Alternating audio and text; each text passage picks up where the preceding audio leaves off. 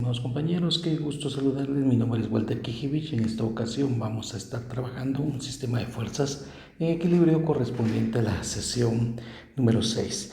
Lo primero que vamos a hacer es entender el concepto de fuerza. Este concepto de fuerza, lo primero que podemos definirlo es que es una cantidad vectorial, y al ser una cantidad vectorial, recordemos todos que nuestra cantidad vectorial tiene situaciones muy específicas, que en este caso es definir que posee una magnitud, una dirección y por supuesto un sentido. La fuerza se comporta entonces como una cantidad vectorial, y debemos de recordar que esas cantidades vectoriales pueden tener algunos sistemas bien definidos o algunas formas bien definidos.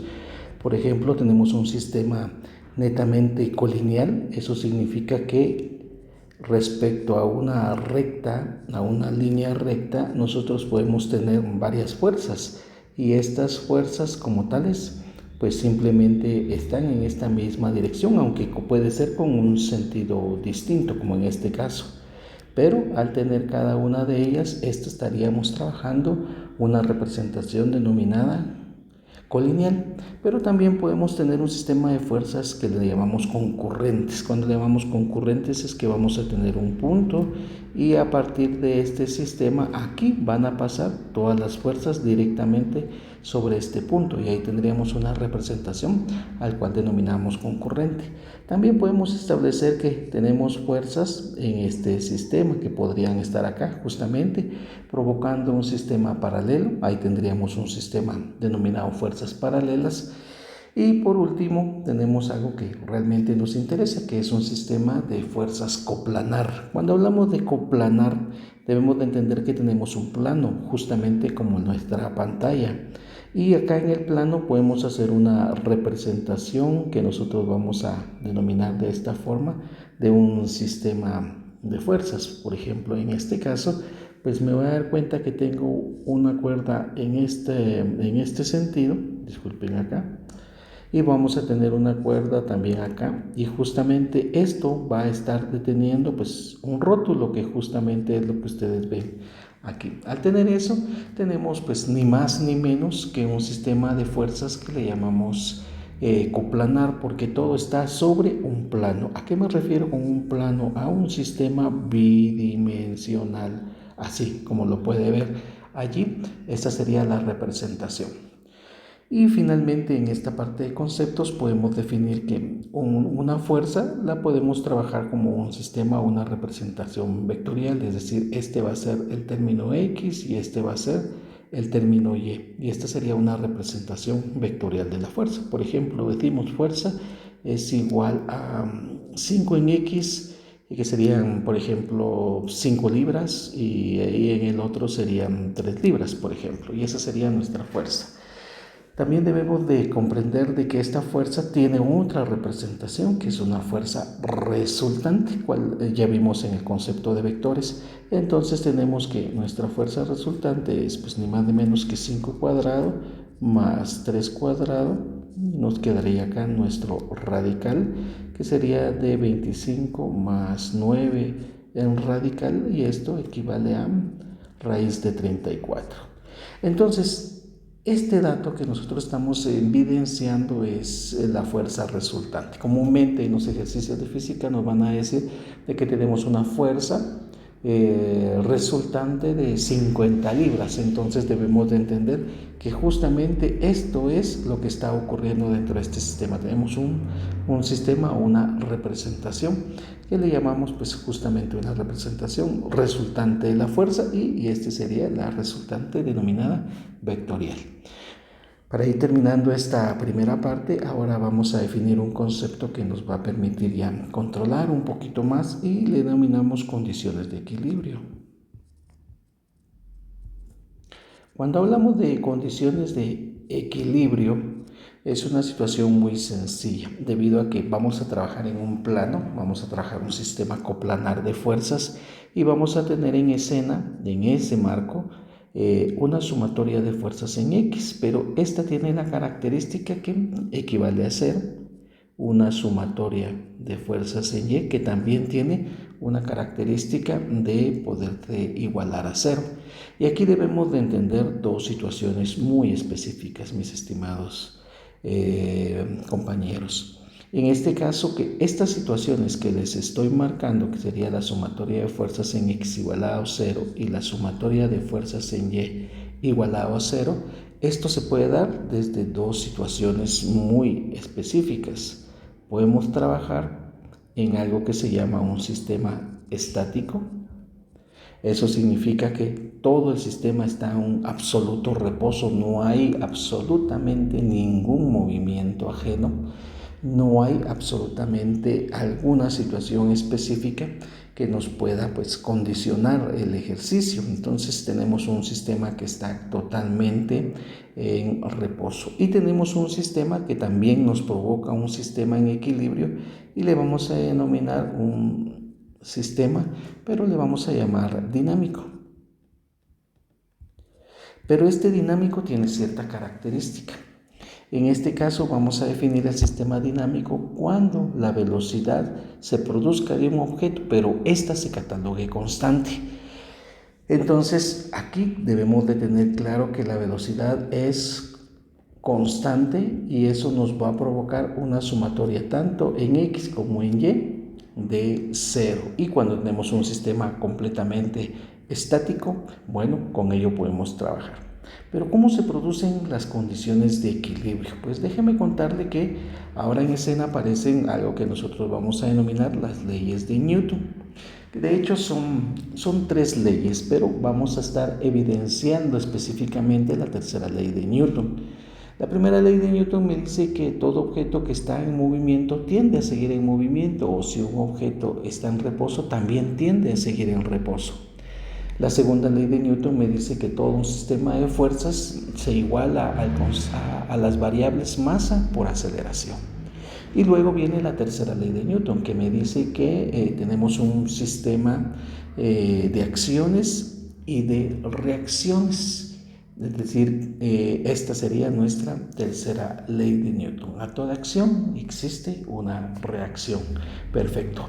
Entonces, justamente basado en el sistema o en la ley de Newton número 3, va a aparecer un temita que es totalmente agradable y muy útil para trabajar en este sistema y se le conoce como diagramas de cuerpo libre. Se dice que a toda acción existe una reacción. Entonces, acá en el sistema de diagramas de cuerpo libre, nosotros debemos de identificar cuando nos están hablando de un peso, cuando nos estén hablando de una tensión, debo de entender correctamente qué está sucediendo. Cuando nos hablen de una compresión, por ejemplo, o cuando nos hablen de una fuerza que va a poseer en este caso un sistema friccionante, la fricción. En el caso del peso, pues la gravedad, peso es igual a masa por gravedad, me permite establecer un nexo con esta situación debido a que la gravedad es un concepto universal y bueno, pues nos genera esa situación. Cuando tenemos una condición de tensión, aquí es muy diferente, aquí es el uso de cuerdas, lazos, alambres y lo que yo pretendo es jalar, hablando en un modismo cotidiano. Cuando usted jala una cuerda, cuando usted jala un alambre, usted está generando una tensión en este sistema. Entonces la tensión es una situación que tiene pues un determinado sentido. Y por aparte vamos a hablar de la compresión. La tensión se genera en cuerdas, como les decía, en alambres, en una situación o en algún elemento que sea moldeable. Mientras que la compresión es un sistema distinto. Vamos a colocar acá un pequeño ejemplo para ir ya finalizando esta clase teórica. Yo tengo aquí un punto y este punto lo jalo con una cuerda. Entonces aquí tengo un modelo de tensión. Mientras que un sistema de compresión no se utilizan cuerdas, sino se utilizan barras. O puede ser cualquier elemento en madera, en hierro, puede ser una barra, y sobre esa barra lo que va a ocurrir es que vamos a aplicar una fuerza sobre esta barra generándome un sistema compresivo. Y por último, el sistema de fricción, que nosotros sabemos de que al momento de tener un objeto, por ejemplo, que con fricción, pues vamos a entender en este proceso, ya definiéndolo, una fórmula bien sencilla. Se dice que fricción es igual a mu multiplicado por la normal.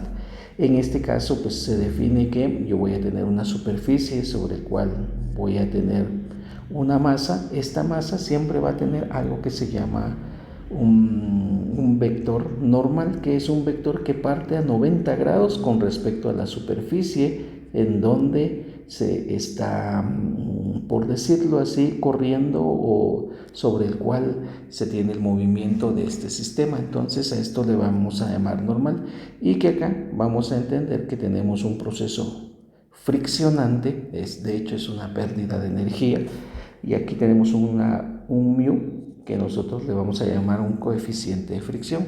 Este mu y la normal son dos situaciones muy importantes que me van a permitir controlar la situación de un sistema de fricción, entendiendo que mu en su fórmula, que es mu multiplicado por la normal. Este mu es un coeficiente que frecuentemente es un dato que está entre 0 y 1. Me indica que entre más yo esté alejado de 0, más fricción tengo. Entre más me acerco a 1, más fricción tengo. Entre más me acerco a 0, menos fricción tengo. Si estoy completamente en 0, significa que no tendría ninguna fricción. Y con esto, mis estimados compañeros, vamos a terminar la clase estableciendo un ejercicio de diagrama de cuerpo libre. Nosotros comúnmente le llamamos DCL. Este diagrama de cuerpo libre es una representación ¿de qué? De fuerzas, de un sistema de fuerzas coplanar.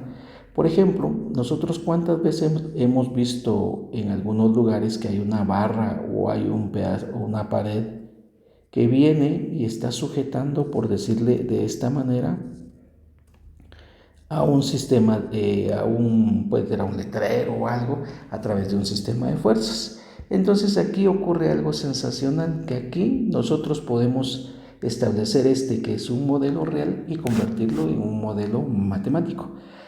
¿Cómo debemos de hacer? Pues dice que para poder realizar un diagrama de cuerpo libre que sea realmente adecuado, nosotros tenemos que ir a un lugar en donde las fuerzas sean concurrentes. En este caso es este punto.